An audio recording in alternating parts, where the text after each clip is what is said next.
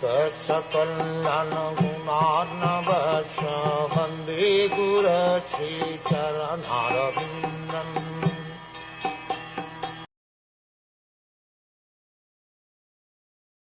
Because you are a pure devotee of the Lord is always thinking of you, and you are also recognized by all his confidential devotees. Your life is meant for exemplary behavior.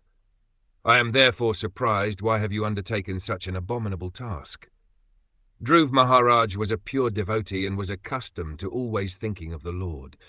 Reciprocally, the Lord always thinks of those pure devotees who think of him only, 24 hours a day. As a pure devotee does not know anything beyond the Lord, so the Lord does not know anything beyond his pure devotee. Swayambhuva Manu pointed out this fact to Dhruv Maharaj. Not only are you a pure devotee, but you are recognized by all pure devotees of the Lord. You should always act in such an exemplary way that others may learn from you. Under the circumstances, it is surprising that you have killed so many faultless yaksas.